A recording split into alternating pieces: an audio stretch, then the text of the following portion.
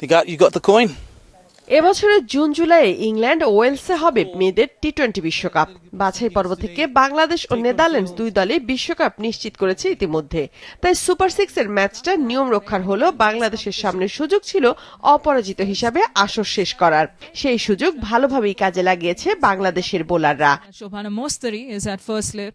ম্যাচে আগে ব্যাট করা নেদারল্যান্ডস নির্ধারিত ওভারে করে 6 উইকেটে 102 রান, যেখানে 23 রানেই প্রথম 5 উইকেট হারায় ডাচ মেয়েরা।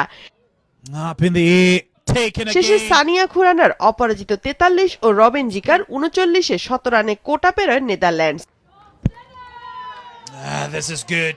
বাঁহাতি স্পিনার নাহিদা নেন 3 উইকেট, মারুফা, রাবেয়া ও স্বর্ণা নেন 1টি করে উইকেট।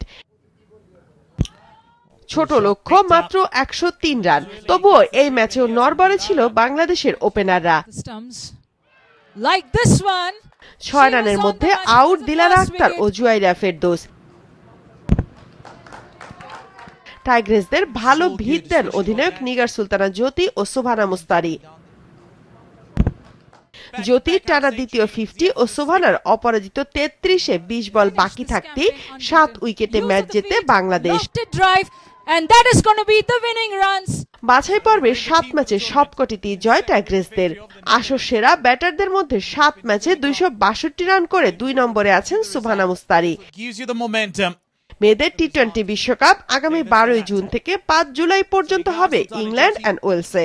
আমরা শুধুমাত্র কম্পিট করার জন্য আসলে ইংল্যান্ডে যাব না, আমরা ওখানে ম্যাচ উইন করতে চাই এবং ডেফিনেটলি একটা ইম্প্যাক্টফুল টি-20 ওয়ার্ল্ড কাপ আমাদের দেশের জন্য উপহার দিতে চাই।